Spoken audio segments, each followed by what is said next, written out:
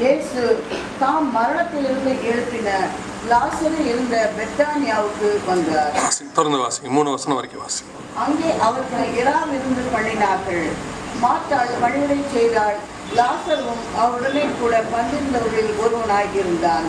அப்பொழுது மரியாள் விலையேற பெற்ற களங்கமில்லாத நளதம் என்னும் தைலத்தில் ஒரு ராத்தல் கொண்டு வந்து அதை இயேசுவின் பாதங்களில் பூசி தன் தலைமயிரால் அவருடைய பாதங்களை துடைத்தாள். அந்த வீடு முழுவதும் தைலத்தின் பரிமளத்தினால் நிறைந்தது. கண்களை மூடுவோம்.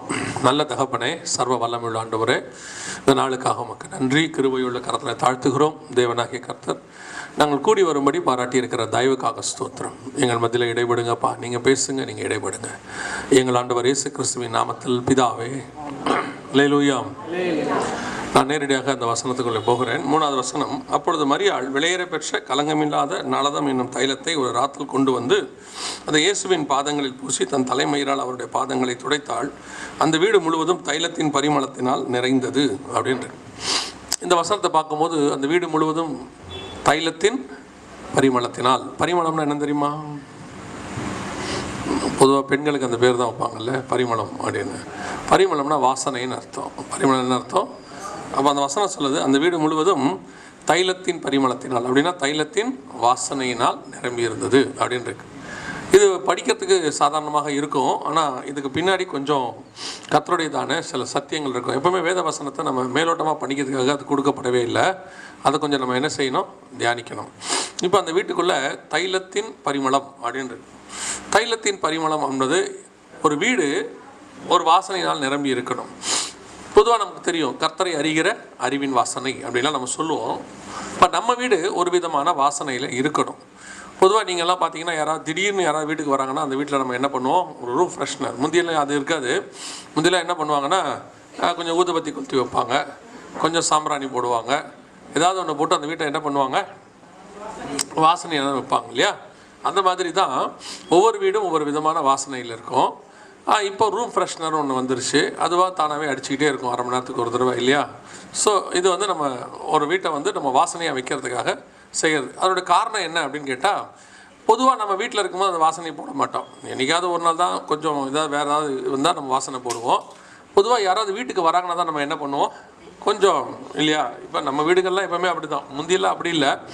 நான் சொல்லுவேன், எப்போவும் எங்கள் அம்மாக்கள் காலத்துலலாம் பார்த்தீங்கன்னா வீடு எப்போவுமே க்ளீனாக தான் இருக்கும் அது இல்லையா?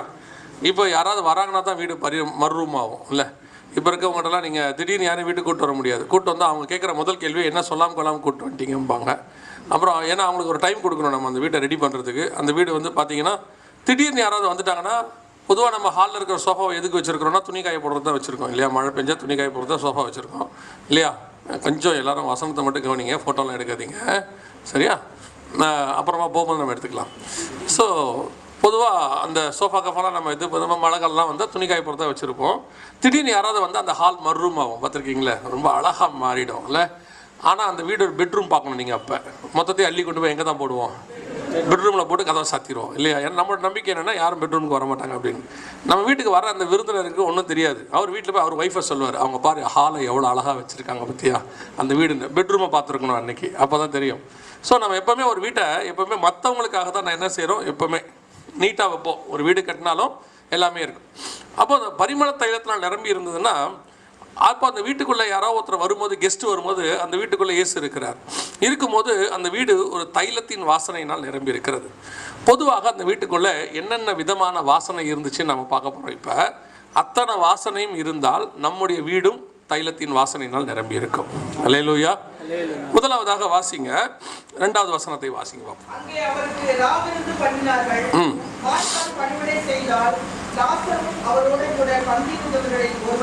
இந்த லாசர் யார் தெரியுமா? முந்தின அதிகாரத்தில் தான் அவனுக்கு ஒரு பேர் கொடுத்தாங்க. நாருமே தைலங்களெல்லாம் போட்டு பரிமளத்தெல்லாம் போட்டு. இப்போ இயேசு கூட பார்த்தீங்கன்னா வாரத்தின் 1ஆம் நாளிலே மகதலேனா மரியெல்லாம் என்ன பண்ணாங்களா? எல்லாத்தையும் வாசனாத திராவியங்கள் எல்லாத்தையும் எடுத்துகிட்டு போனாங்க அப்படின்னு சொல்லி பார்க்குறோம். அந்த செத்து போன பாடிக்கு 3வது நாள் அவங்க என்ன செய்வாங்க அப்படின்னு செய்வாங்க. ஆனால் லாசரு 4 நாள் ஆனவர், அதோட கதை முடிஞ்சிருச்சு, அவ்வளோதான். அவங்க சொல்கிறாங்க 4 நாள் ஆச்சு நாரிடுமே. ஆனால் இப்பொழுது லாசர் அந்த வீட்டுக்குள்ளே இருக்கிறார். வசனம் சொல்லுது தைலத்தின் வாசனை இருக்கிறது. அப்படின்னா என்ன அர்த்தம்? நம்ம புரிஞ்சுக்க வேண்டியது, பிணத்தின் வாசனை அங்கே இல்லைன்னு அர்த்தம் இல்லையா? லாசரு மேலே இருந்தது உயிர்த்தெழுதல். அந்த உயிர்த்தெழுந்த போது லாசருக்கிட்ட இல்லாதது என்னென்னா 4 நாள் ஆன அந்த மரணத்தின் வாசனை அவன் மேல் இல்லாதிருந்தது. நீங்களும் நானும் கிறிஸ்துவுக்குள்ளாக உயிர்த்தெழுந்திருக்கிறோம். கிறிஸ்து நம்மை மறுபடி பிறக்க பண்ணி இருக்கிறார். ஆமென். நம்ம ஞானஸ்நானங்கிறதுடைய அர்த்தமே என்னன்னா, பழைய மனுஷன் மரித்து புது மனுஷன் உயிர்த்தெழுதல். அப்போ அந்த பழைய மனுஷன் மரிக்கணும்னா அவனுடைய வாசனையும் மரிக்கணும். பொதுவாக நம்ம மரிச்சிருவோம். நான் ஸ்பிரிச்சுவலாக சொல்கிறேன், நம்ம மரிச்சிருவோம். ஆனால் நம்ம வாசனை வீசிக்கிட்டே இருக்கும். அந்த பிணத்தை வாசனை என்ன செய்யும்? நமக்குள்ளே இருக்கும். பழைய வாசனை வந்து வீசிக்கிட்டே இருக்கும். அந்த வாசனை எங்கேயாவது வரும். பொதுவாக நீங்கள் பாருங்கள், குளிச்சிடுவீங்க. ஆனால் குளிச்சுட்டு போகும்போது ஒரு சென்ட் அடிச்சுட்டு தான் போவீங்க வெளியே போகும்போது. ஏன்? அதான் குளிச்சாச்சே அப்படின்னா வெளியே போகிறோம். அந்த நேரத்தில் என்ன செய்யும்? சில நேரத்தில் எனக்குள்ளே இருக்கிற வேர்வெல்லாம் வரும், அந்த வாசனை வரும். அது மற்றவங்களுக்கு கஷ்டமாக இருக்கும். கஷ்டப்படக்கூடாதுன்றதுக்காக நம்ம என்ன செய்வோம்? அந்த ஒரு சென்ட்டை கொண்டு வந்து அடித்து, ஒரு வேளை என் மேலே வாசனை வராட்டியும் வரும் அப்படின்னு சொல்லி ப்ரிகாஷனாக ஒரு தைலத்தை நம்ம போட்டுட்டு போவோம், ஒரு வாசனையை போட்டுட்டு போவோம். நாம் உயிர்த்தெழுந்துட்டோம், கிறிஸ்துவுக்குள்ளாக பிறந்துட்டோம். நிறைய பேர் பாருங்கள், இயேசு கிறிஸ்துக்குள்ளே பிறந்துட்டோன்னு சொல்கிறோம், ஆனால் இன்னும் பழைய வாசனை வீசிக்கிட்டே இருக்கும். அந்த லாசர்கிட்ட பழைய வாசனை இல்லை. ஒருவேளை உங்களுக்கு எல்லாருக்கும் தெரிஞ்சிருக்கும்னு நினைக்கிறேன், நீங்கள் எவ்வளோ பெரிய வாசனை வச்சாலும் டெட் பாடி வாசனையை தூக்கவே முடியாது உங்களால். அது வேறு மாதிரி இருக்கும். நீங்கள் என்ன தான் ஒடிக்கலான்னு போட்டாலும் அந்த வாசனை அடிக்க தான் செய்யும். அது நிறைய பேர் சொல்லுவாங்க, ஒடிக்கலானே இப்போ எப்படி ஆயிடுச்சுன்னு கேட்டிங்கன்னா மரண வாசனையாக மாறிடுச்சு. அது எங்கேயாவது ஒடிக்கலான் வாசனை இருந்துச்சுன்னா என்ன ஒரு சாவிட்டு வாசனை வருது அப்படிம்பாங்க. அந்த அளவுக்கு ஆயிடுச்சு. ஸோ அந்த டெட் பாடியோட வாசனையை உங்களால் மாற்றவே முடியாது. அது அப்படி தான் இருக்கும். ஆனால் இப்போ லாசரு மறுநாள், அந்த வசனம் அப்படி சொல்லுது, பஸ்கா பண்டிகை வர 6 நாளைக்கு முன்பே. இப்போ பார்த்தீங்கன்னு சொன்னால் அவனுக்கிட்ட அந்த வாசனை இல்லை. அப்போ வீடு பரிமள தைலத்தினால் நிரம்பி இருந்தது. தைலத்தின் பரிமளத்தினால் நிரம்பிக்கணும்னா முதல்ல நம்மகிட்ட இருக்கக்கூடிய அந்த துர்நாற்றம் போயிருக்கணும், நம்மகிட்ட இருக்கிற சாவின் வாசனை போயிருக்கணும். அதோட கூட தைலத்தை நீங்கள் உடைச்சாலும் 2 வாசனையும் மிக்ஸ் ஆகிடும். மிக்ஸ் ஆகி அந்த வீட்டு ஒரு கொடுமையான வாசனை கொடுக்கும். அதுக்கப்புறம் நீங்கள் பார்த்துருப்பீங்கன்னு நினைக்கிறேன், இந்த டெட் பாடி வச்சிருக்கிற இடத்துல ஒடிக்கலான்னு போட்டாலும் அது ஒரு விதமான வாசனை இருந்துகிட்டே இருக்கும். அது நமக்கு அவ்வளோ ப்ளசண்ட்டாக இருக்காது. ஆனால் இப்பொழுது லாசர் அந்த வீட்டுக்குள்ளே இருக்கிறார். வசனம் சொல்லுது தைலத்தின் வாசனை. அதோட அர்த்தம் என்னென்னா, லாசருக்குள்ளே இருந்ததான அந்த நாற்றம் போயிடுச்சின்னு அர்த்தம். அவங்க தான் சொன்னாங்க முந்தின நாள், அவனுக்கு என்ன இருக்குது? நாற்றம் இருக்கிறது. இப்போ முதலாவது நம்முடைய வீட்டுக்குள்ளே கர்த்தர் வந்து உலாவி உள்ளே உட்கார்ந்துருக்கணும், ஒரு வாசனை வீசணும் அப்படின்னா முதலாவது என்னுடைய பழைய வாசனை போயிருக்கணும். நான் உயிர் தெழுந்துட்டேன், ஆனால் வாசனை போச்சாங்கிறத இப்போ கேள்வி. நான் உயிர் தெழுந்துட்டேன், ஆனால் என்ன போல? இன்னும் வாசனை போல. சில நேரத்தில் அந்த வாசனை வரும், பல நேரத்தில் அந்த வாசனை வீசாமல் இருக்கும். ஆனால் சில நேரத்தில் அந்த வாசனை வரும். அதாவது நான் சொல்கிறது பழைய சுபாவம், அதுக்குரியதான குணாதிசயம் பல நேரத்தில் வெளிப்படும். நாம் சைலண்டாக தான் இருப்போம், அமைதியாக தான் இருப்போம், ஒரு இடத்துல வெடித்து செதறிடுவோம். சில நேரத்தில் பார்த்தீங்கன்னா உங்களுக்குள்ளே இருந்து வரக்கூடாத வார்த்தை திடீர்னு வந்துடும். எப்படி வந்துச்சுன்னே தெரியாது. ஆனால் நிறைய பேர் சொல்லுவாங்க, நீ இவர் அப்படிலாம் பேசுவாரா, அவரா அப்படி பேசினாரு அப்படிம்பாங்க. அப்போ அவர்கிட்ட என்ன புதுசாக அந்த வாசனை வந்துச்சா? இல்லை, அது இருந்துச்சு, வெளியே வராமல் இருந்துச்சு, அவ்வளோதான். அவர் அதை கண்ட்ரோல் பண்ணி வச்சுட்டே இருந்திருக்கிறாரு. ஒரு இடம் வரும்போது அது வெளிப்படுகிறது. ஆக்சுவலாக கர்த்தர் விரும்புகிறது என்னென்னா, அது இருக்கவே கூடாதுன்னு விரும்புகிறார். மொத்தமாக என்ன செஞ்சிடணும்? அந்த வாசனை முழுவதுமாக போய்விட வேண்டும் என்று கர்த்தர் விரும்புகிறார். அப்போ முதலாவது நாருமே கொஞ்சம் உட்காந்து நம்முடைய வாழ்க்கையில் யோசித்து பார்க்கணும், எந்தெந்த இடத்துலலாம் நம்முடைய நாற்றத்தை உண்டாக்குற சுபாவம் நமக்குள்ளே காணப்படுகிறது. கலாத்தியர்கள் எழுதும்போது 5ஆம் அதிகாரம் 19ஆம் வசனத்தில் வாசிக்கும் பொழுது மாம்சத்தின் கிரியைகளாவன அப்படின்னு சொல்லி பவுல் எழுதுறார். கலாத்தியர் யாருன்னு கேட்டிங்கன்னா அவ்வளோ ஒரு வசனத்தில் ஸ்ட்ராங்கான சபை. அவங்களுக்குள்ள இன்னும் என்ன இருக்குதா? மாம்சத்தின் கிரியைகள் இருக்கிறதா, அந்த வாசனை வீசுகிறதா. அப்புறம் அவர் சொல்றாரு, புத்தி இல்லாத கலாத்தியரே அப்படிங்கிறார். இவ்வளோ விஷயத்தை நாங்கள் சொன்னோமே, இவ்வளோ சொல்லி உங்களுக்கு என்ன இல்லை? புத்தி இல்லையே. அப்படின்னா என்ன அர்த்தம்? சபைக்கு போகிறதுனால, வசனம் கேட்கறதுனால, அல்லது நீங்கள் வந்து தசமா காணிக்க கொடுக்கறதுனால மட்டும் உங்களுக்குள்ள இருக்கிற வாசனை போயிருச்சான்னு தெரியாது. அந்த வாசனை உள்ளுக்குள்ளேருந்து உங்களுக்குள்ளேருந்து போகணும்னா உங்களுக்குள்ள வேறொரு வாசனை வரணும். அந்த வாசனை வந்தால் தான் இந்த வாசனை போகும். முதலாவது வீட்டுக்குள்ள இருக்கக்கூடாத வாசனை. பல நேரத்தில் நம்மகிட்ட நம்ம பாடியிலே எடுத்துக்கிட்டிங்கன்னா துர்நாற்றம்னு சொல்லுவாங்க இல்லையா? அந்த மாதிரி நிறைய துர்நாற்றம் இருக்குது, தலையிலேருந்து கால் வரைக்கும் ஒவ்வொரு விதமான துர்நாற்றம் இருக்கு. இது மாம்சத்துக்குரியது. ஆனால் இது பிரச்சனை இல்லை. இது நம்ம செத்தோம்னா அதுவும் செத்துரும். நம்ம செத்தனா என்ன ஆகும்? இந்த துர்நாற்றமும் செத்துரும். ஆனால் உங்களுக்குள்ள வந்து ஒரு வாசனை வருது பார்த்தீங்களா, அது உங்களை சாகடிக்கணும். உள்ள நீங்கள் அந்த சாகடிச்சா தான் நீங்கள் பரலோகத்துக்கே போக முடியும். உள்ள அந்த வாசனை இருக்கிற வரைக்கும் நீங்கள் பரலோகத்துக்கு போகவே முடியாது. நம்ம பல நேரத்தில் இந்த வாசனைக்கு தான் நம்ம ரொம்ப கேர்ஃபுல்லாக இருப்போம். யார் மேலேயும் இந்த நம்ம மற்றவங்க பார்த்து நம்மளை சொல்லிடக்கூடாது. காலைல ஏஞ்சி பல்லு விளக்குறதுலேருந்து வெளியே போகும்போது சென்ட் அடிக்கிற வரைக்கும் அதுக்கு தான் அடிக்கிறோம். நம்ம மற்றவங்களுக்காக தான் அடிக்கிறோம், நமக்காகவே அடிக்கவே இல்லை.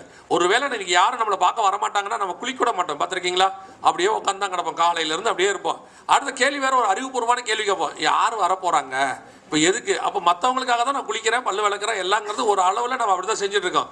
நல்லா கவனிச்சு பாருங்கள், சர்ச்சுக்கு வரும்போது நம்ம பண்ணுற அலங்காரத்தை நார்மலாக வீட்டில் பண்ணுறோமா? பண்ண மாட்டோம். ஏன் பண்ணுறோம்? சர்ச்சுக்கு போனால் 4 பேர் பார்ப்பாங்க. நீங்கள் ஆண்டவர் பார்க்குறாருன்னு அலங்காரம் பண்ணுறீங்க? கன்ஃபார்மாக கிடையாது. என்னையாவது ஆண்டவர் சொல்லியிருக்கிறாரா இந்த பச்சை கலர் பார்டர் புடவை நல்லா இருக்குமா, நீ அதை கட்டிட்டு வந்து சொன்னாரா? கிடையவே கிடையாது. பக்கத்தில் இருக்கவங்க சொல்லியிருப்பாங்க இந்த பார்டர் நல்லா இருக்குன்ட்டு. அதுக்கப்புறம் அதை மாதத்துக்கு ஒரு தடவை கட்ட ஆரம்பிச்சிருவோம். ஏன்னா நம்ம வந்து எப்பவுமே மற்றவங்களுக்காக வாழ்கிறவங்க, நமக்காக வாழ்கிறதே கிடையாது. அப்போ ஆண்டவர் சொல்கிறார், உனக்குள்ள ஒரு நாற்றம் இருக்குல்ல, அது உனக்கானது, அது வெளியே போகணும். அது இருக்கும் கண்டிப்பாக. இப்போ பேசுறதுனால என்கிட்ட இல்லைன்னு அர்த்தம் கிடையாது. எங்கிட்டையும் இருக்கும். ஏதாவது ஒன்று வெளிப்படும். எங்கேயாவது ஒரு இடத்துல ஒரு கோபம் வரும். நான் தான் சொல்லுவேன், எந்த பரிசுத்தவான் வீட்டுக்கும் போங்க, ரிமோட் உடஞ்சிருக்கும். ரிமோட் உடையாத பரிசுத்தவான் வீடு இருக்குதா? கன்ஃபார்மாக இருக்கும். எந்த ஒரு பரிசுத்தவான் வீட்டுக்கும் போங்க, பாத்திரம் நெளியாதது ஒன்று இருக்காது. ஏதோ ஒரு பாத்திரம் கொஞ்சம் நெளிஞ்சுதான் இருக்கும் ஒரு பக்கத்தில். நம்ம மேலே தூக்கி அடிக்காட்டியும் அந்த அம்மா நம்மளோட கோபத்தை அந்த பாத்திரத்தில் காட்டித்தான் ஆகும். அந்த அம்மா பாத்திரம் விளக்கும்போது டம்மு டம்முன்னுச்சுன்னா நமக்கு தெரியும் அந்த அம்மா எப்படி இருக்காங்க இல்லையா? பல நேரத்தில் கணவர்கள்லாம் இப்போ வீட்டுக்கு வரும்போது வாசலில் செருப்பை கழிட்டு அப்படியே நிற்கிறாங்க 2 நிமிஷம். உள்ள சவுண்டு எப்படி வருதுன்னு பார்க்குறாங்க. சவுண்டு கொஞ்சம் ஏடகுணமாக இருந்துச்சுன்னா செருப்பு போட்டு அப்படியே போயிடறான். ஆனால் இப்போ இருக்க கணவர்மார்கள் கொஞ்சம் அறிவுபூர்வமாயிட்டாங்க. ஃபோன் பண்ணி பையன்கிட்ட கேட்குறாங்க, நிலைமை எப்படி இருக்கிறது அப்படின்னு. அவன் சொல்கிறான், பையன் இன்னும் கரையை கரைக்கவில்லை அப்படிங்கிறான். வீட்டுக்கு வர மாட்டாங்க. அதுக்கப்புறம் போயிட்டு டீ எல்லாம் குடிச்சிட்டு பொறுமையாக தான் வராங்க. ஸோ நமக்குள்ள இன்னும் நிறைய சுபாவங்கள் இருக்குது. இது கர்த்தர் பிரியமில்லாத சுபாவம். மொத்தம் நமக்குள்ள போகணும். லாசர் வந்து உட்கார்ந்துருக்கும் போது வசனம் சொல்லுது, அவனுக்குள்ள அந்த பிணவாசனை இல்லை, முற்றிலுமாய் போயிருந்தது. டெட் ஸ்மெல் அப்படின்னு சொல்லுவாங்க. அது மொத்தம் போயிடுச்சு. இது அந்த வீட்டுக்குள்ள இருந்த முதலாவது வாசனை. அந்த வாசனை இருக்கக்கூடாத வாசனை அது இல்லை. இப்போ அது இருந்துச்சுன்னா எல்லா வாசனையும் கெடுத்துரும். அந்த வாசனை இல்லை. 2வது வாசிங்க, 3வது வசனம், அதே அதிகாரம் 3வது வசனம் வாசிங்க. அப்பொழுது மரியாள் விலையேற பெற்ற கலங்கமில்லாத நலனம் என்னும் தைலத்தில் ஒரு நாட்கள் கொண்டு வந்து இயேசுவின் பாதங்களை பூசி தன் தலைமையினால் அவருடைய பாதங்களை துடைத்தால் அந்த வீடு முழுவதும் தைலத்தின் பரிமளத்தினால் நிறைந்தது. 2வது அந்த வசனத்தை வாசிங்கன்னா 2வது வசனம் சொல்லுது, அப்பொழுது மரியாள் விலையேற பெற்ற கலங்கமில்லாத நலதம் என்னும் தைலம் அப்படின்னு. இந்த மரியாளுங்கிறது அர்த்தம் தெரியுமா உங்களுக்கு? மரியாளுங்கிற வார்த்தைக்கு பைபிளில் வந்து மொத்தம் 9 மரியாள் இருக்கிறாங்க. சரியா? பழைய ஏற்பாட்டில் 2, புதிய ஏற்பாட்டில் 7, மொத்தம் 9 மரியாள் இருக்கிறாங்க. அதில் குறிப்பாக மரியாளுங்கிற வார்த்தைக்கு அர்த்தம் என்னென்னா, மிரியம்னு நம்ம சொல்கிறோம்ல பழைய ஏற்பாட்டில். மிரியம் மோசையோடைய சேம் அர்த்தம் தான் அதுவும். மிரியம் அதுவே நீங்கள் க்ரீக்கில் வரும்போது மரியாள் அப்படின்னு மரியம் அப்படின்னு. நிறைய நேரத்தில் பார்த்தீங்கன்னா உருது அரபிக்கெலாம் வந்து அவங்க சொல்லும் போது மரியம் மரியம்னு பாடுவாங்க. கன்னி மரியம்னு பாடுவாங்க. மரியம் மரியாள் எப்பேற்பட்ட வாசனைன்னு கேட்டிங்கன்னா, நீங்கள் பழைய ஏற்பாட்டில் வாசிக்கும் போது ஆரோனின் சிரச்சல் மேல் ஊற்றப்பட்ட அபிஷேக தைலமானதுன்னு இருக்குல்ல, அந்த அபிஷேக தைலத்தை செய்யும் போது முதல்ல 500 சேக்கல் வெள்ளை போல தைலம்னு சொல்லுவாங்க. அப்புறம் 250 சேக்கல் சுகந்த வாசனைன்னு சொல்லுவாங்க. கந்தர்வ வாசனை, அதை என்னமோ ஒரு வேர்டு சொல்லுவாங்க, சுகந்த தைலங்கள் அப்படின்னு. அப்புறம் லவங்க பட்டை இதெல்லாம் சேர்ப்பாங்க. இது அத்தனையுமே வாசனை, ஆனால் ஒவ்வொன்றும் ஒவ்வொரு டேஸ்ட்டில் இருக்கும். அத்தனையுமே ஒவ்வொரு வாசனை ஒவ்வொரு டேஸ்ட்டில் இருக்கும். இப்போது எஸ்தர் இருக்காங்க இல்லையா, 2ஆம் அதிகாரம் எஸ்தர் புத்தகத்தில் அந்த வசனம் என்ன சொல்லுன்னா, 12-13 வசனம் நான் நினைக்கிறேன். ஒவ்வொரு பெண்ணும் 12 மாதம் வெள்ளை போல 6 மாதம் வெள்ளை போல தைலத்தினாலும் 6 மாதம் சுகந்த வர்க்கத்தினாலும் இருக்கு. அந்த வசனம் வாசிங்க பார்ப்போம். ஓ, பார்க்காம இருக்குன்ட்டீங்களா? படிச்சிருக்கோம். முதல்ல இப்போ எஸ்தர் எங்கே இருக்குன்னு தெரியல, அதான் தேடிட்டு இருக்காங்க அவங்க. ஆதியாகமத்தை தாண்டி தர்றாங்க. ஒவ்வொரு பெண்ணும் 6 மாதம் வெள்ளை போல தைலத்தினாலும் 6 மாதம் சுகந்த வர்க்கங்களினாலும் ஸ்திரீகளுக்குரிய மற்ற முறைமையின்படியையும் சுத்திகரிக்கப்பட வேண்டும் இல்லையா? அப்படித்தானே இருக்கு. அப்போ 12 மாசம்னா ஒரு வருஷம். வருஷம் முழுவதும் ஒரு பெண் சுத்திகரிக்கப்படணும். ராஜா கிட்ட போகிறதுக்கு முன்னாடி சுத்திகரிக்கப்படுகிற முதலாவது பொருள் என்னன்னு கேட்டிங்கன்னா வெள்ளை போலம். அதே நேரத்தில் ஆரோனின் சிரசின் மேல் ஊற்றப்பட்ட தைலத்தினுடைய மேஜர் பார்ட் எதுன்னு கேட்டிங்கன்னா வெள்ளை போலம். அந்த வெள்ளை போலங்கிறது ஒரு கசப்பு. இயேசு கிறிஸ்து சிலுவையில் இருக்கும்போது பார்த்தீங்கன்னா காடியை கொடுக்கும்போது வெள்ளை போலம் கலந்து கொடுத்தாங்கன்னு இருக்கும். அதோட அர்த்தம் என்னென்னா, இது நல்ல வாசனை இருக்கும், ஆனால் டேஸ்ட் எப்படி இருக்கும்? கசப்பாக இருக்கும். நல்ல ஆவிக்குரிய வாழ்க்கையில் சாட்சி வீசுகிறாங்கல்ல, அவங்க வாழ்க்கை முழுவதும் ஒரு கடினமான பாதையை தான் கிராஸ் பண்ணி வந்திருப்பாங்க. அவங்க வாழ்க்கையில் ஏதோ ஒரு பிரச்சனை, ஏதோ ஒரு போராட்டம், ஏதோ ஒரு கண்ணீர், ஏதோ ஒரு கசப்பான அனுபவம் கண்டிப்பாக இருக்கும். நீங்கள் பைபிள் முழுக்க எடுத்துக்கிட்டிங்கன்னா அத்தனை பேருடைய லைஃப்லேயும் அப்படி ஒன்று இருக்கும். அது நீங்கள் ஆபிரகாம் எடுத்துக்கிட்டாலும் சரி, அல்லது வந்துட்டு ஈசாக்கு எடுத்தாலும் சரி, அல்லது யாக்கோபு, யோசேப்பு, அதுக்கு பிறகு இஸ்ரவேலர்கள், மோசே, யாரை வேணால் எடுத்துக்கோங்க. எல்லாருடைய வாழ்க்கையிலும் ஒரு கசப்பான அனுபவம் இருக்கும். ஒரு வனாந்தர பாதை, ஒரு உபத்திரம், ஒரு வேதனை, ஒரு கண்ணீர், ஏதோ ஒன்று இருக்கும். நம்ம என்ன நினச்சிப்போம் தெரியுமா? நல்லா படிச்சுட்டோம், நல்லா படித்து நல்ல ஒரு மாப்பிள்ளைக்கு நல்ல பொண்ணை கல்யாணம் பண்ணி கொடுத்துட்டா அவங்க சந்தோஷமாக இருப்பாங்க. இருக்காங்களா? லைஃப்பில் கண்டிப்பாக அவங்க லைஃப்பில் ஏதோ ஒரு பிரச்சனை ஒன்று இருக்கும். ஆனால் எல்லாம் இருக்கும். அவங்க நினச்ச வீடு இருக்கும், படிப்பு இருக்கும், சம்பளம் இருக்கும், பிள்ளைக்குட்டி கூட இருக்கும், எல்லாம் இருக்கும். ஆனால் ஏதோ ஒரு பிரச்சனை ஒன்று இருக்கும். அதுதான் அவங்க லைஃப்பில் கத்தர் வைக்கிற மிக முக்கியமான பார்ட். அதை கிராஸ் பண்ணும்போது தான் உங்கள் வாசனையே வீசும். அந்த வெள்ளை போலத்தை நீங்கள் எடுத்து பட்டையை உரிச்சா மட்டும்தான் அந்த வாசனை வரும். அதை அரைக்கணும். நீங்கள் நல்லா கவனிச்சு பாருங்கள். மீனை வாங்கிட்டு வந்தீங்கன்னா அது ஒரு ஸ்மெல் இருக்கும். அதை குழம்பு வச்சிங்கன்னா இன்னொரு ஸ்மெல் இருக்கும். மீன் கொண்டு வரும்போது முகத்தை சுளிப்பாங்க, என்னங்க மீனா அப்படிம்பாங்க. சமையல் செஞ்சுட்டு அந்த வாசனை இப்போல்லாம் வீசுறதில்ல. யாரும் மீன் குழம்பு வாசனையாக வைக்கிறதே இல்லை. அதை விட்டுருங்க. நான் பேசுறதுலாம் பழைய காலத்தில், லாங்காகோ சோலாங்கோ, ஒன்ஸ் அப்பான டைம், மகேந்திரவர்ம ராஜா காலத்தில் அப்படின்னு வச்சுக்கோங்களேன். அந்த மீன் குழம்பு வைக்கும் போது அந்த வீட்டு சைடை கிராஸ் பண்ணும் போதே கேட்பாங்க நம்ம வீட்டில், என்ன மீன் குழம்பா அப்படின்ட்டு போவாங்க. கறி குழம்பு வச்சா கறி குழம்பு வாசனை இருக்கும், சாம்பார் வச்சாலும் வாசனை இருக்கும். அவங்க போடுற அந்த மசாலாலாம் இருக்கும், அதெல்லாம் போட்டாங்கன்னா பெருங்காயம்லாம் இருக்கும், அதெல்லாம் போட்டால் அவ்வளோ வாசனையாக இருக்கும் பாருங்களேன். அப்படி எவ்வளோக்கு எவ்வளோ அதை யூஸ் பண்ணுறோமோ அவ்வளோக்கு அது வாசனையாகும். அந்த வாசனை வந்து எல்லா பக்கமும் வீசும். வெள்ளைப்போளத்துடைய தன்மை அது.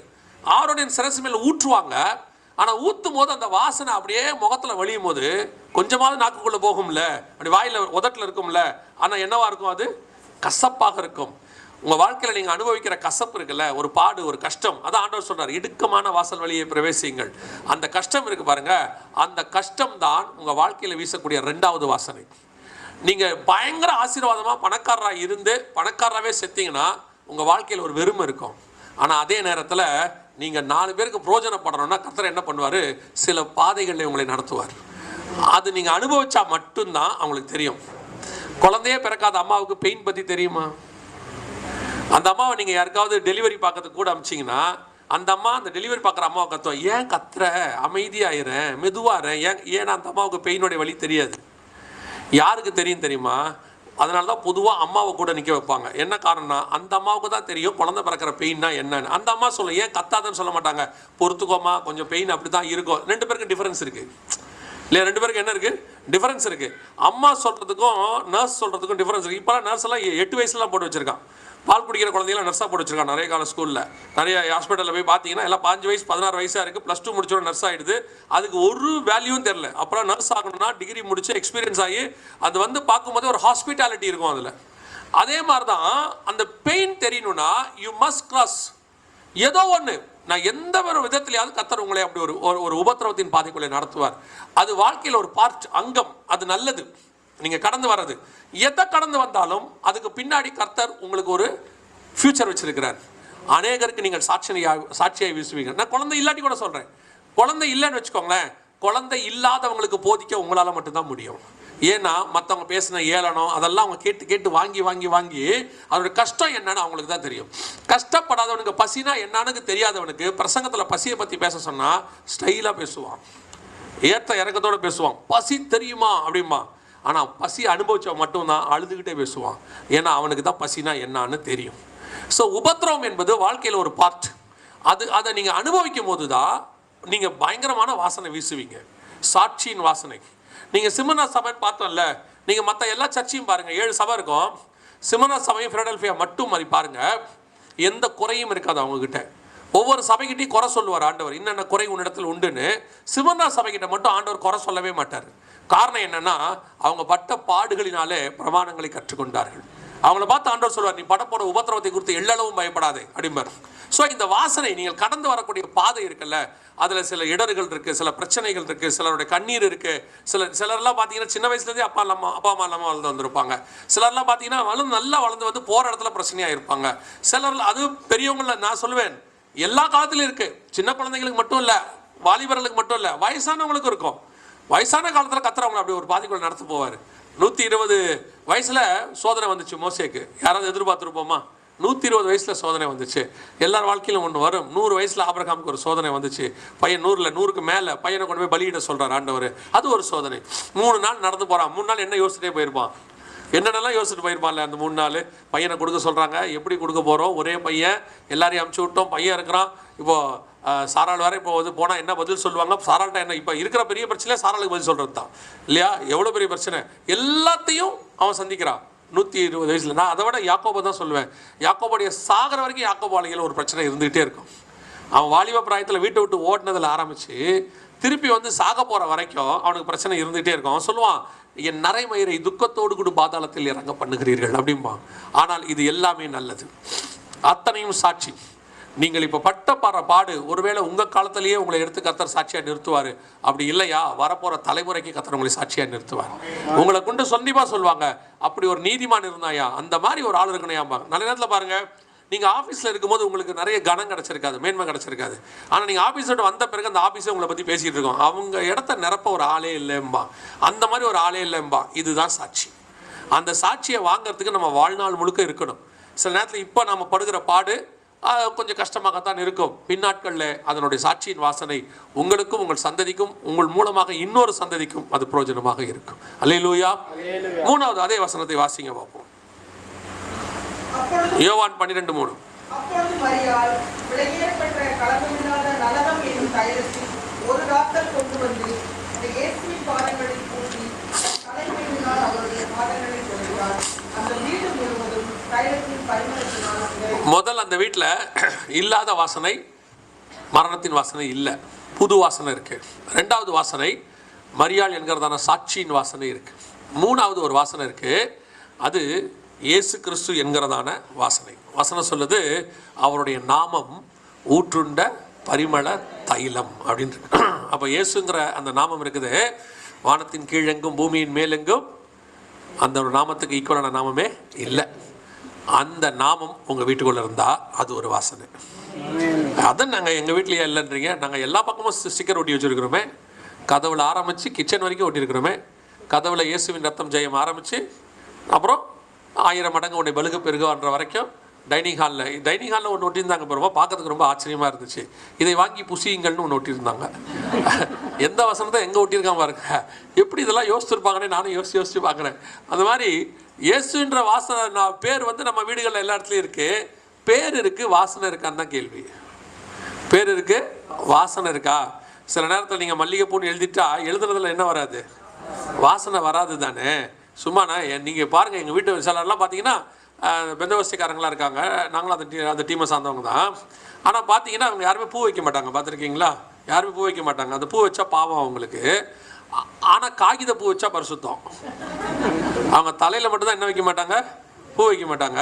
எல்லா இடத்துலையும் பூவில் அலங்காரம் பண்ணியிருப்பாங்க. நான் என்ன கேட்குறேன், அதுக்கு சொந்தத்துலேயே அலங்காரம் பண்ணிடலாமே.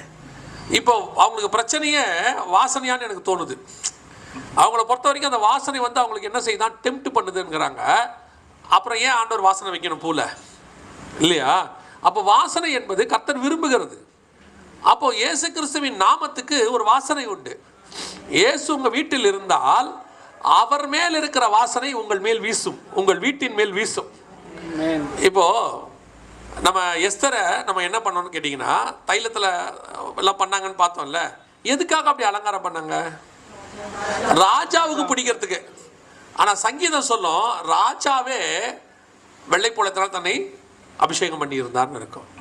ராஜாவே தன்னை, அப்போ ராஜாவுக்கு பிடிச்ச வாசனை என்ன வாசனை? வெள்ளை போல வாசனை. அந்த வாசனை யார் மேலே போடுறாங்க?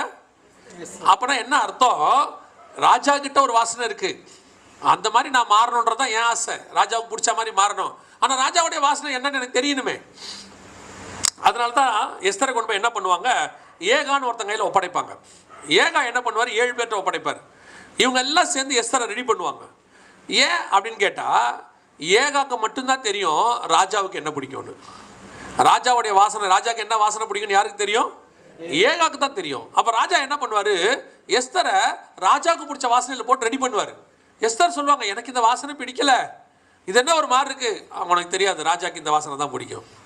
சில நேரத்தில் பார்த்தீங்கன்னா வீட்டில் சில சமையல்லாம் செய்வாங்க பாருங்க, அந்த அம்மாவுக்கே பிடிக்காது. அது அந்த அம்மாவுக்கு அந்த வாசனை என்ன, அந்த சாப்பாடு என்ன செய்யாது, பிடிக்காது. ஆனால் அந்த ஆளுக்கு பிடிக்கும்.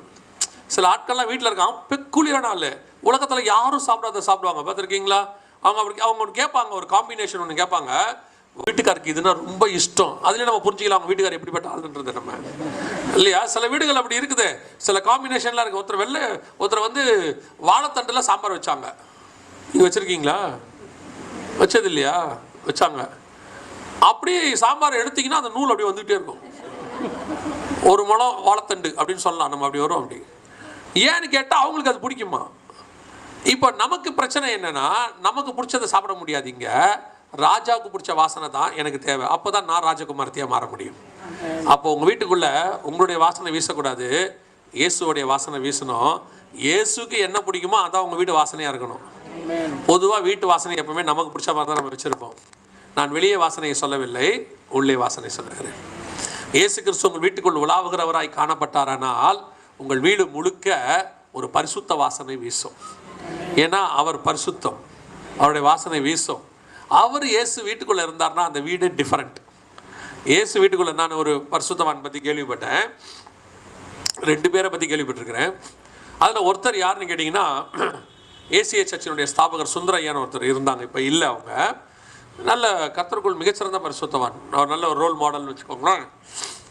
அவருடைய ரூம்குள்ளே நீங்கள் போனீங்கன்னா, இது வந்து என்னுடைய ஓன் அங்கிள் வந்து இந்த எக்ஸ்பீரியன்ஸ் அவர் கூட இருந்தவர், அதனால் சொல்கிறேன்.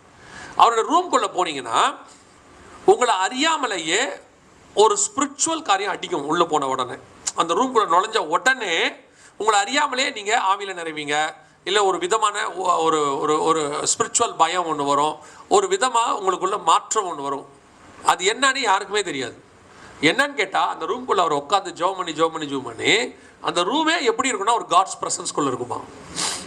அந்த ரூமுக்கு வெளியவுக்கும் உள்ளக்கும் நிறைய டிஃப்ரென்ஸ் தெரியுமா, நிறைய டிஃப்ரென்ஸ் தெரியும். வெளியே இருக்கும் போது இருக்கக்கூடியதான நீங்கள் ரொம்ப கேஷுவலாக பேசுகிறத அந்த ரூம்குள்ளே போனால் முடியாது, உங்களால் ஆட்டோமேட்டிக்காக அப்படி மாறிடுமா. இது அந்த பரிசுத்தவான் வாழ்க்கையில் நடந்தது. இப்போ யோசிச்சு பாருங்க, இதுக்கு பேர் தான் வாசனை. வெளியே இருக்கிறதுக்கு பேர் நார்மல் வாசனை, இது பரிசுத்த வாசனை. இந்த வாசனையை உங்கள் ஆவியில் தான் நீங்கள் ஃபீல் பண்ண முடியும். உங்கள் வீட்டுக்குள்ளே இயேசு இருக்கிறாருங்கிறத வீட்டுக்குள்ளே வர்றவங்க ஆவியில் ஃபீல் பண்ணணும். உங்களுக்குள்ளே ஒரு சமாதானம் இருக்கும், உங்களுக்குள்ளே ஒரு அமைதி இருக்கும், கர்த்தர் கொடுத்த சந்தோஷம் ஒன்று இருக்கும். நிறைய சந்தோஷம் இருக்குது. ஒரு சாப்பாடு சாப்பிட்டா ஒரு சந்தோஷம் இருக்குது, யாரு கூடயாவது பேசினா கொஞ்சம் சந்தோஷம் இருக்குது, ஏதோ ஒன்று கேட்டால் சந்தோஷம் இருக்குது, எதையோ பார்த்தா சந்தோஷம் இருக்குது. இதில் உங்கள் வீட்டுக்குள்ளே வந்தாலே ஒரு சந்தோஷம் தெரியும். சிலர் சொல்லுவாங்க, பார்த்துருக்கீங்களா, உங்கள் வீட்டுக்கு வந்தால் ஏதோங்க அப்படியே நிம்மதியாக இருக்குது, கொஞ்சம் நேரம் உங்கள்கிட்ட பேசினா கொஞ்சம் ஆறுதலாக இருக்குங்கிறான். எதனால் சொல்கிறான்னு நினைக்கிறீங்க? நாம் பயங்கர ஆறுதலின் தேவனா நம்ம? அப்படிலாம் இல்லை. ஆனால் என்ன கொடுமைன்னு கேட்டிங்கன்னா, நம்மகிட்ட இல்லாததை நம்மகிட்ட இருக்கிறது நமக்கே தெரியாது, அவனுக்கு தெரியும். நம்ம பல நேரத்தில் நம்மகிட்ட இருக்கிறது நமக்கு தெரியாது. நம்ம மதிப்பு வீட்டில் இருக்கிறவங்களுக்கு கூட தெரியாது. வீட்டில் இருக்கிறவங்க நம்மளை விரட்டி எடுப்பாங்க. ஆனால் நம்மகிட்ட பேசுறதுக்குன்னு ஒருத்தர் வருவாங்க, நம்ம கூட உட்காந்தா கொஞ்சம் சந்தோஷமாக இருக்குன்னு நினைப்பாங்க. அதுக்கு காரணம் என்னன்னா, உங்களுக்குள்ள இருந்து அந்த பரிசுத்த வாசனை வீச ஆரம்பிக்குது, பரலோகத்தின் வாசனை வீச ஆரம்பிக்குது. அந்த காட்ஸோடைய பிரசன்ஸ் அப்படியே வர வர வர வர எப்படி ஒரு நல்ல ஸ்மெல்லுக்கு எல்லாரும் கிட்ட வருவாங்களோ, அந்த மாதிரி இந்த பிரசன்ஸுக்கு உங்க கிட்ட வருவாங்க, அப்படியே வருவாங்க. நீங்க ஒரு ஜனங்களை இழுக்க வேண்டிய அவசியமே இருக்காது. அது உங்களுக்குள்ள இருந்து தானாய் வெளிப்படும். அது எது வேணா இருக்கலாம். நான் சொல்றது ஆவிக்குரிய வாழ்க்கையில உங்களுக்குள்ள இருந்து வெளிப்படுறது. நீங்க பாருங்க, ஆண்டவர் வந்து பழைய ஏற்பாட்டில் பேசுறாரு. பேட்டினோட ஜனங்க பயந்து ஓடுறாங்க, பயந்து ஓடிட்டாங்க. அவங்க சொல்லிட்டாங்க மோசே கிட்ட, கர்த்தர் பேச வேண்டாம், மோசே பேசட்டும் வந்துட்டாங்க.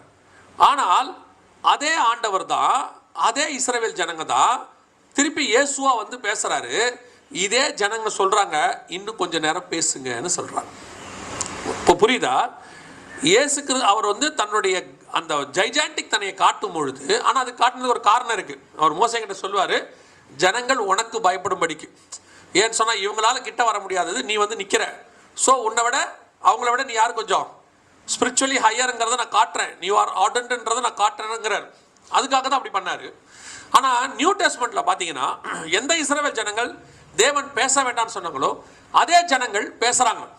பிள்ளைகள் ஓடி வருது கிட்ட, ஜனங்கள் ஓடி வராங்க, அவரை தொட்டுறணும்னு நினைக்கிறாங்க, அவர் வஸ்திரத்தை தொடணும்னு நினைக்கிறாங்க, அவர் இன்னும் கொஞ்ச நேரம் பேசுங்கன்றாங்க. ஒரு வீட்டுக்குள்ள போய் மறைஞ்சிருக்கிறாரு, தேடி கண்டுபிடிச்சு ஒரு வந்தம்மா வருது, ஐயோ எனக்கு பிள்ளைக்கு சுகம் கொடுங்கன்னு கேட்குறாங்க. இதுதான் வாசனை. உங்களை அப்படியே இழுத்துக்கிட்டு வரும், எங்க இருந்தாலும் வரும். நீங்க அதுக்கு ஒரு பெரிய ஆளா இருக்கணும்னு அவசியமே இல்லை, போஸ்டிங்ல இருக்கணும்னு அவசியமே இல்லை. ஜனங்கள் உங்ககிட்ட தேடி வருவார்கள். அவங்க உங்ககிட்ட இருக்கக்கூடிய வார்த்தைகளுக்கு வருவாங்க, உங்ககிட்ட இருக்கக்கூடிய சமாதானத்துக்கு வருவாங்க. சிலர்லாம் பார்த்தீங்கன்னா ஒன்றுமே செய்ய மாட்டான், வந்து கூட உட்காந்துருப்பான். என்னங்க வந்தீங்க? சும்மா தான். என்ன விஷயம்? ஒன்றும் இல்லைம்பா. என்னன்னா இங்கே உட்காந்துட்டு போனால் கொஞ்சம் நிம்மதியாக இருக்கும்பா. பல நேரத்தில் சர்ச்சில் அந்த வார்த்தையை சொல்லுவாங்க தெரியுமா? சர்ச்சில் வந்து கொஞ்சம் நேரம் உட்காந்தாலே எனக்கு எப்படி இருக்குது? நிம்மதியாக இருக்குது. அந்த மாதிரி உங்ககிட்ட வருவாங்க, உங்கள் வீட்டுக்கு வருவாங்க. அவன் உங்ககிட்ட தேவைக்காகவே வர மாட்டான், அவன் தேவையெல்லாம் ஸ்பிரிச்சுவலாக இருக்கும். இதுதான் அந்த வீட்டில் இருந்ததான 3வது மிக முக்கியமான வாசனை, இயேசு என்கிற வாசனை. நம்ம வீட்டுக்குள்ளே யார் இருக்கணும்? இயேசு உலாவுகிறவராக இருக்கணும். பாருங்க, தோட்டத்தில் இயேசு இருக்கிற வரைக்கும் தோட்டத்துக்கு மரியாதை இருந்துச்சு. எப்போ ஆதாமை வெளியே அமிச்சு ஆண்டவர் வெளியே போயிட்டாரோ தோட்டத்தை மூடிட்டார், வேலை முடிஞ்சு. திருப்பி வெளிப்படுத்த விஷயத்தை சொல்கிறாரு, ஜெயம் கொள்ளுகிறவன் எவனோ அவனுக்கு பரதீசின் மத்தியில் இருக்கிற. இப்போ தோட்டத்துக்குள்ளே ஆண்டவர் வந்துட்டார். இப்போ தோட்டத்துக்குள்ளே ஆண்டவர் வந்துட்டாருன்னா திருப்பி பழைய சுபாவம் தோட்டத்துக்கு வந்துருச்சுன்னு அர்த்தம். உங்களையும் என்னையும் வீடுகளில் கர்த்தர் அப்படி தான் வச்சிருக்கிறார். நம்ம ஒவ்வொருத்தருடைய வீடும் கர்த்தர் உலாவுகிற ஸ்தலமாக, கர்த்தருடைய அபிஷேகம் நிறைந்த ஒரு ஸ்தலமாக காணப்படணும். பல நேரங்களில் நம்ம வீடுகளில் இயேசு இல்லை, பேர் தான் இருக்குது. ஒரு நல்லா புரிஞ்சுக்கோங்களேன், பாளையத்துக்குள்ளேருந்து கூடாரத்தை எடுத்து மோசே வெளியே போட்டார். ஏன் போட்டிங்கன்னு கேட்டதுக்கு அவர் சொல்கிறாரு, உள்ளுக்குள்ளே கர்த்தருக்கு பிரியமில்லாத காரியம் நடக்குது. அப்புறம் ஆண்டவர் என்ன பண்ணுவார்? கோவப்பட்டு அடிப்பார். சரி, நீங்கள் அடி வாங்கக்கூடாதுன்னு நான் என்ன பண்ணிட்டேன்? கூடாரத்துக்கு வெளியே போட்டேன். சரி, இப்போ ஆண்டவர் கிருபை உள்ளவராக இருக்கிறாரு. நம்ம வீட்டுக்குள்ளே எத்தனை காரியம் கர்த்தருக்கு பிரியமில்லாத நடக்குது, எவ்வளோ காரியம் நடக்குது. இப்போ கர்த்தரை அடிக்கிறது இல்லை, ஆனால் வெளியே போயிட்டார். நான் ரொம்ப ஆச்சரியமாக பார்த்தேன் அந்த வசனம். என்னென்னா, நீங்கள்லாம் வாக்குத்தத்த வசனமாக அதை வீட்டில் வச்சுருக்கீங்க, சிலர்லாம் மாட்டியும் இருக்கீங்க. ஆக்சுவலாக அது தப்பான ஒரு வசனம். வசனம் தப்பு இல்லை, உங்கள் தாட்டு தப்புன்னு சொல்ல வரேன். வெளிப்படுத்தல் 3:20 சொல்லுவார்ல, இதோ நான் வாசப்படியில் நின்று கதவை. ஏன் வெளியே நிற்கிறாரு? கதவு பூட்டி இருக்குன்னு அர்த்தம். நம்ம அதெல்லாம் வாக்குத்தத்தமாக மாட்டி ஒரு லைட்டோட ஆண்டவரோட வாசல் நிற்கிற மாதிரி ஃபோட்டோ போட்டு இதோ வாசப்படியில் நின்று, உங்கள் வீட்டில் ஆண்டவர் வெளியே நிற்கிறாருன்னு அர்த்தம். உள்ளுக்குள்ள ஆண்டவர் இல்லைன்னு அர்த்தம். நிறைய பேர் வீட்டுக்குள்ள ஆண்டவர் இல்லை, ஆண்டவருடைய பேர் மட்டும்தான் இருக்குது, ஆண்டவர் இல்லை. ஆண்டவர் இல்லாத வீட்டில் வாசனையும் இல்லை. வாசனை இல்லாத வீட்டில் பரிமள தைலத்தினுடைய வாசனை நிரம்பாதுன்னு அர்த்தம். ஃபுல்ஃபில்மெண்ட் இருக்காது. நிறைய பேர் இயேசு கொடுத்த ஆசீர்வாதத்தை வச்சுருக்கிறாங்க. இப்போ இயேசு இருக்கிறாருங்கிறத எதை வச்சு அவங்களாம் முடிவு எடுத்துக்கிறாங்கன்னா, ஆசீர்வாதம் இருக்கிறதுனால என்ன இருக்குது? இயேசு இருக்கிறாரு. ஸ்டாலின் வந்து இப்போ 3000 ரூபா கொடுத்துருக்காரு எல்லாருக்கும். இல்லை, 3000 ரூபா கொடுத்ததுனால ஸ்டாலின் வீட்டில் இருக்காருன்னு அர்த்தமா? ஸ்டாலின் கொடுத்தது இருக்குது, முதல்வர் கொடுத்தது இருக்குது, ஆனால் முதல்வர் வீட்டுக்குள்ளே இருக்கிறாருன்னு அர்த்தம் இல்லை. அவரே வந்தார் தான் முதல்வர் வீட்டுக்குள்ளே இருக்கிறாருன்னு அர்த்தம். ஒருவேளை அவர் 3000 ரூபா கொடுக்கல, ஆனால் வீட்டுக்குள்ளே இருந்தாலே அது ஆசீர்வாதம் தானே. முதல்வர் வீட்டில் இருக்காருன்றது எவ்வளோ பெரிய ஒரு விஷயம். நீங்கள் எவ்வளோ பெருமையாக சொல்லுவீங்க எல்லாத்தையும், எங்கள் வீட்டுக்கு முதல்வர் வந்தாருன்னு. அதே மாதிரி தான் இயேசு கொடுக்குற ஆசீர்வாதத்தை விட இயேசு வீட்டுக்குள்ளே இருப்பது ரொம்ப முக்கியமாக இருக்கிறது. பிதாவாகிய தேவன் பழைய ஏற்பாட்டில் நியாயப்பிரமாணத்தை கொடுத்தாரு, எல்லாம் கொடுத்தாரு. ஆனால் உங்களுக்கும் எனக்கும் எல்லாத்தையும் தாண்டி தம்முடைய ஒரே பேரான குமாரனை தந்தருளி. இருக்கிறதுலே பெஸ்ட்டு இயேசு தான். அவர் உங்கள் வீட்டுக்குள்ளே இருந்தால் அது ஒரு வாசனை இருக்குது. கடைசி அந்த வசனத்தை வாசிங்க, நான் முடிக்க விரும்புகிறேன். வாசிங்க.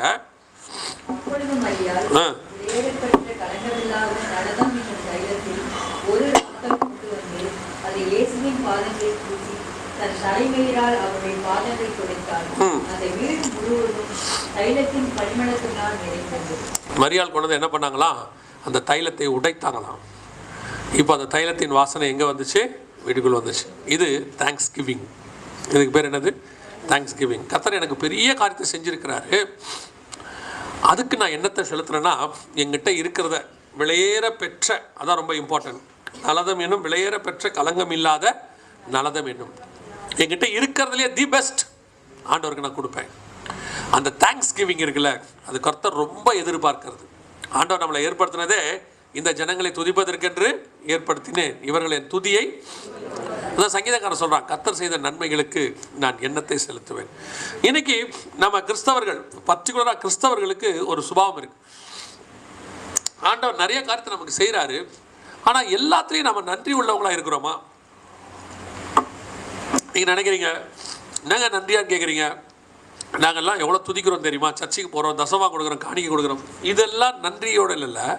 உங்கள் இருதயம் நன்றி அறிதல் உள்ள இருதயமாக இருக்கா? உங்கள் இருதயத்தில் ஒரு திருப்தி இருக்கா கர்த்தர் கொடுத்தாருன்னு? நிறைய பேருக்கு இஸ்ரவேல் ஜனங்க வாயினால் முறுமுறுக்கிறான். ஆண்டவர் 10 காரியங்களை வச்சு விடுதலை ஆக்கியிருக்கிறாரு, செங்கடலை பிளந்திருக்கிறாரு, வந்து 1 மாதம் ஆகுது. இப்போ அவன் சொல்கிறான், எங்களுக்கு சாப்பாடு இல்லையே, தண்ணி இல்லையே அப்படிங்கிறான். அடுத்து எகிப்தில் இருந்த இறைச்சி இல்லையே, இப்படி கேட்டுக்கிட்டே இருக்கான்.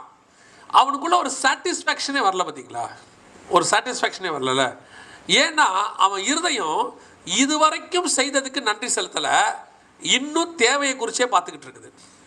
ஆனால் தாவீதுகிட்ட இருந்த பெரிய ப்ளஸ்ஸு, ஆண்டவர் கூப்பிட்டு சொல்லுவார் தீர்க்கதரிசியை வச்சு, உனக்கு நான் வந்து உனக்கு ஒரு வீட்டை கட்டுவேன் அப்படிலாம் சொன்ன உடனே தாவீது சொல்கிற வார்த்தை என்னவா இருக்குன்னா, தேவரின் இதுவரை செய்ததுக்கு நான் ஏமாத்திரம், இதுவரைக்கும் நீங்கள் எனக்கு செஞ்சதுக்கு நான் ஏமாத்திரம், இன்னும் நெடுநாள் கழித்து நடக்கக்கூடிய காரியத்தை மனுஷன் முழுமையாக எனக்கு அறிவித்தீரே. அப்போ யோசிச்சு பாருங்க, அவன் இருதயம் வந்து ஒரு ஃபுல்ஃபில்மெண்ட்ல இருக்கு. அவன்கிட்ட வந்து தேவையே இல்லை, ஒரு தேவை என்பது அவங்ககிட்ட இல்லவே இல்லை. கர்த்தர் எனக்கு எல்லாத்தையும் கொடுத்துட்டார், I am okay, I am satisfied. இந்த தாட் உங்களுக்குள்ள வரணும். இதான் தேங்க்ஸ் கிவிங். இன்னைக்கு வீடுகளுக்குள்ள, நான் சொல்றது கிறிஸ்தவர்கள் வீடுகளுக்குள்ள இன்னும் திருப்தி இல்லாத மனசு இருக்கு. கர்த்தர் கொடுத்ததுக்கு மேல அவங்களுக்கு ஒரு சந்தோஷம் இருந்தாலும் இன்னும் இது இல்லையே, அந்த கமா இருக்குல்ல, அது கர்த்தருக்கு எப்பவுமே பிடிக்காது. நிறைய பேர் வீட்டில் கமா இருக்குது. சிலர்லாம் பார்த்தீங்கன்னா முதல்ல ஸ்கூல் படிக்கிற காலத்துலேருந்து ஆரம்பிப்பாங்க. ஆண்டவர் ஏற்றுக்கிட்டாங்கன்னா, எனக்கு ஆண்டவர் நல்ல மார்க் கொடுத்தா அப்படிம்பாங்க. ஆண்டவர் மார்க் கொடுத்துருவாரு. ஆண்டவர் எனக்கு இந்த காலேஜில் இந்த கோர்ஸ் கொடுத்துருவார். அப்புறம் எனக்கு ஒரு நல்ல பையனோ அல்லது அவங்க தேடுறது மாப்பிள்ளையோ கொடுத்துருவார். இப்போ அடுத்து எனக்கு ஒரு நல்ல குழந்தைய அப்படிமார் கொடுத்துருவார். அதுக்கப்புறம் நாங்கள் இன்னும் வாடகை வீட்டில் தான் இருக்கோம், எங்களுக்கு ஒரு ஆண்டவர் நல்ல வீடு கொடுத்துருவார். அடுத்து ஆண்டவர் எங்கள் அக்கா தங்கச்சி எல்லாம் 2 வீடு கட்டிட்டாங்க, நாங்கள் ஒரு வீட்டில் தான் இருக்கிறோம். தேவனை அறியாதவர்கள் 2 வீடு, தேவனை அறிஞ்ச எனக்கு ஒரு வீடை ஆண்டவரையும் கூப்பிட்டுக்கிறான். இதில் யாரை கூப்பிட்டுக்கிறது? ஆண்டவரையும் வம்புக்கு இழுத்துக்கிறது. உங்களெல்லாம் தெரிஞ்சிருக்கிறோம், நாங்கள் ஒரு வீட்டில் இருக்கிறோமே. ஆண்டவர் ஆஃபீஸில் ஒன்று வச்சிருக்காரு, ஒரு போஸ்டிங்கில். அதில் உங்களுக்கு திருப்தி இருக்கா? இருக்கே. ஆனால் என்னோட படிக்காதவெல்லாம் மேலே உட்காந்துருக்கான், இருந்துட்டு போட்டோம். இப்போ என்ன? இப்போ நமக்கு இருக்கிறதுல நமக்கு என்ன இல்லை? திருப்தி இல்லை. ரிட்டையர் ஆக போகிறோம், திருப்தி வருமா? அடுத்து இல்லை, இன்னும் எனக்கு அந்த பிஎஃப் பணத்துலலாம் பாதி வர வேண்டியிருக்குன்னு வரவே இல்லை, அது கொடுத்தா கத்தருக்கு சோத்திரம் அப்படின்ட்டு இருப்பான். சரி, இதோட முடிவுதான்னு கேட்டிங்கன்னா அடுத்த சைக்கிள் ஆரம்பிச்சிருவாங்க. என் பொண்ணுக்கு ஒரு நல்ல மாப்பிள்ளை கிடைச்சா, இவங்களோட சைக்கிள் அங்கே ஆரம்பிச்சிருவாங்க. அப்புறம் பொண்ணுக்கு ஒரு நல்ல குழந்தை கிடைச்சா, சாவர வரைக்கும் இன்னும் அவங்க கமாலே தான் இருப்பாங்களே ஒழிய அவங்களால ஒரு போதுங்கிற மனநிலை வரவே வராது. அந்த போதுங்கிற மனநிலை வராத வரைக்கும் கர்த்தர் கொடுக்குறாரு. கர்த்தர் அவரை நோக்கி பார்க்கறவங்கள கர்த்தர் வெட்கப்படுத்துறதே கிடையாது, கொடுத்துட்றாரு, அதெல்லாம் இல்லை. ஆனால் கர்த்தருக்கு நம்ம மேலே பிரியம் இருக்காது.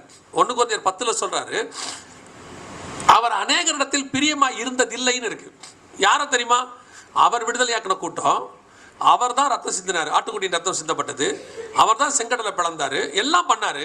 அவங்களுக்காக இவ்வளோ காரியங்களை செஞ்ச ஆண்டவர் அவங்கள பற்றி சொல்லும் போது, ஆனாலும் அவர் அநேகரிடத்தில் பிரியமாக இருக்கவில்லைன்னு இருக்கும். 3வது வசனத்திலையோ 5வது வசனத்திலையோ ஆண்டவர் 1 Corinthians 10 சொல்லுவார். முடிஞ்சா வாசிங்க பார்ப்போம்.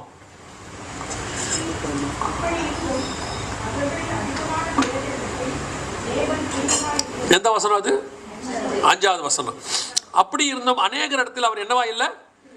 ஏங்க பிரியமா இல்லை? இவங்க மேலே தாங்க நான் வந்துட்டு இவங்களுக்காக தாங்க இவ்வளோ செஞ்சுருக்கிறேன், வனாந்தரத்தில் 40 வருஷம் நடத்துகிறேன், மண்ணா கொடுக்குறேன், எல்லாம் கொடுக்குறேன். ஆனால் கர்த்தர் சொல்றாரு, பிரியம் இல்லை எனக்கு. யாருக்கு இல்லை? அவருக்கு இல்லை. ஏன் இல்லைன்னா 1 வசனம் சொல்லுது, முறுமுறுத்தார்கள். கர்த்தரை பார்த்து என்ன செஞ்சாங்களா? ஒரு தேங்க்ஸ் கிவிங் இருதயம் இல்லாதது. 2025 வரைக்கும் கர்த்தர் உங்களை கொண்டு வந்தாரு, அது எவ்வளோ பெரிய விஷயம் தெரியுமா? 2025 இருந்தவங்க 26 இல்லை. இதே 2025 இதே உலகத்தில் பல பகுதிகளில் மக்கள் இருக்கிற நிலைமையில கர்த்தர் நம்மளை வைக்கல. ஒரு ஆய்வு சொல்லுது, நல்ல சாப்பாடு, 3 வேளை, ட்ரெஸ்ஸு, இருக்கிற ஒரு வீடு, சொந்த வீடோ வாடகை வீடோ, ஒரு வாகனம், ஒரு பிள்ளைக்குட்டியோட சந்தோஷமாக இருக்கிறீங்கன்னா, அந்த மாதிரி உலகத்தில் 10-15% மக்கள் மட்டும்தான் அப்படி இருக்காங்களாம். 800 கோடியில். உண்மையை சொல்லணும்னா நம்ம எல்லாருமே அந்த 15% தான் இருக்கிறோம். கர்த்தர் நம்மளை கிருபையாக வச்சிருக்கிறார். ஆனால் 85% பிரச்சனையில் இருக்கு. ஆனால் உங்களுக்கு அந்த திருப்தி இருக்குதா? ஒரு தேங்க்ஸ் கிவிங் இருக்குதா? இருக்காது, பெரும்பாலும் இருக்காது. ஒரு சிலர் மட்டும்தான் அந்த ஆண்டவர்கிட்ட ஒரு முழு நிறைவோடு உட்காந்துருப்பாங்க. ஆமாம் ஆண்டவரே, நான் இருந்த இருப்புக்கு என்னை இப்போ நீங்கள் நல்லா தான் வச்சுருக்கீங்க, நான் தொடங்கின ஓட்டத்துக்கு என்னை இப்போ நீங்கள் நல்லா தான் வச்சுருக்காங்க. நிறையா பேருக்கு அந்த சாட்டிஸ்ஃபேக்ஷன் இருதயம் இல்லை. இப்போ மரியாள் என்ன பண்ணியிருக்கலாம்? அவங்களும் ஒரு சாதாரணமாக தைலத்தை கொண்டு வந்து உடச்சிருக்கலாம். ஏன்? விலையேற பெற்றது, தி பெஸ்ட். அந்த தேங்க்ஸ் கிவிங் ஹார்ட். நீங்கள் என்ன கொடுக்குறீங்கன்றது முக்கியமே இல்லை. பைபிளை பொறுத்த வரைக்கும் எப்படி கொடுக்குறீங்கன்றது தான் முக்கியம். நீங்கள் உங்களையே கொடுத்தாலும் முழு இருதயத்தோடு கொடுக்கணும் தான் ஆண்டவர் எதிர்பார்க்குறாரு. ஒரு வெள்ளி காசு போட்டால், அது ஒரு பணத்தை போட்ட விதவியாக இருக்கட்டும், விலையேறப்பட்ட தைலத்தை உடைச்ச இவங்களாக இருக்கட்டும், அல்லது ஈசாக்க கேட்டோன்னு கொண்டு போய் கொடுத்த ஆபிரகாமா இருக்கட்டும், கர்த்தர் கேட்கறது முழு இருதயத்தோட அந்த தேங்க்ஸ் கிவிங் ஹார்ட். அது மட்டும் இருந்துச்சுன்னா நான் சொல்கிறேன், உங்கள் வீட்டில் ஒரு வாசனை இருக்கும். ஏன் தெரியுமா? உங்கள் வீட்டில் கர்த்தர் பிரியமாக இருக்கிறாருன்னு அர்த்தம். பிரியம் இல்லாமல் உங்கள் கூட அவர் வரமாட்டார். மோசே கிட்ட சொல்கிறார்ல, இந்த ஜனங்களோட நான் வரமாட்டேன், நீ போ அப்படிங்கிறார். அவன் தான் கெஞ்சி கூப்பிட்டு போகிறான், இல்லாண்டவரே நீங்கள் வந்துருங்க, எல்லாரும் தப்பாக நினைப்பாங்க அப்படின்னு. ஆனால் கர்த்தர் பிரியம் இல்லாமல் கூட வர்றது. நீங்கள் நிறைய பேர் பார்த்துருக்கீங்க, பைக்கில் சர்ச்சுக்கு வருவாங்க, 2 பேரும் பயங்கரமாக சண்டை போடுவாங்க வீட்டில். ஆனால் ஒன்றா பைக்கில் வருவாங்க, ஆனால் பேசவே மாட்டாங்க. பார்த்தீங்கன்னா பேக் நடுவில் இருக்கும், அப்படியே போயிட்டே இருப்பாங்க. ஆனால் சர்ச்சில் போய் இறங்கின உடனே சமாதானத்தை பற்றி பேசுவாங்க. 2 பேரும் ஒன்றா சிரிப்பாங்க. பார்த்துருக்கீங்களா நீங்கள்? பாஸ்டர் எதிரில் ப்ரைஸ் லோட் வாங்க பிரதர், வாங்க சிஸ்டர் அப்படின்னு 2 பேரும் சிரிப்பாங்க. நம்மளை மாதிரி சிறந்த நடிகர்களை நீங்கள் பார்க்கவே முடியாது. திருப்பி அதே மாதிரி பைக்கில் ஏறி வச்சு அதே கோவத்தோடு வருவாங்க. அவங்க பிரயாணம் முழுக்க சண்டையாக தான் இருக்கும் இல்லை? அந்த அம்மா ஏதாவது கொஞ்சம் லேட்டாக வந்துச்சுன்னா இவர் பைக்கில் காட்டுவார், ட்ரும்பாரு இல்லை? அவங்க இவர் மேலே அந்த அம்மா கோவமாக இருந்தாங்கன்னா குழம்புல காட்டுவாங்க. எல்லாம் இருக்கு, ஆனால் பிரயாணம் ஓடிக்கிட்டே இருக்கு. பிரியம் இல்லாமல் 2 ஓடிட்டே இருக்கோம். ஆண்டவர் சொல்கிறாரு, அந்த மாதிரி நான் உன் கூட வர விரும்பலை. நான் உன் கூட பிரியத்தோடு வர விரும்புகிறேன், சந்தோஷமாக வர விரும்புகிறேன். அப்போது நான் வீட்டுக்குள்ளே என்ன இருக்கணும்? ஒரு தேங்க்ஸ் கிவிங். கர்த்தர் எதிர்பார்க்கிற தேங்க்ஸ் கிவிங். நீங்கள் கொடுக்குற தசம காணிக்கையை பற்றி ஆண்டவர் பேசலை, உங்களை பற்றி பேசுகிறார், உங்கள் இருதயத்தை பற்றி பேசுகிறார், உங்களுக்குள்ளே இருக்கக்கூடியது. அப்போ இப்போ அந்த வசனத்தை வாசிங்க, முடிக்கலாம். வாசிங்க 12ஆம் அதிகாரம் 2-3 வசனங்கள் வாசிங்க.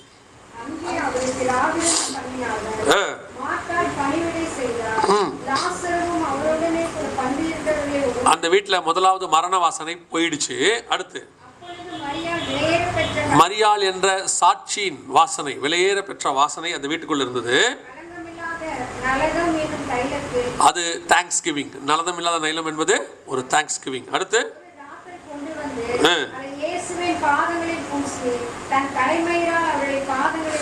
இயேசுங்கிறது ரட்சகருடையதான பரிசுத்த வாசனை, அவருடைய நாமம் ஊற்றுண்ட பரிமள தைலம். கடைசியா அப்போ அந்த வீட்டுக்குள்ள ஒரு வாசனை இருக்கணும். வீடு நிறைந்திருந்தது அப்படின்னா 4 வாசனை இருக்கணும் வீட்டுக்குள்ள.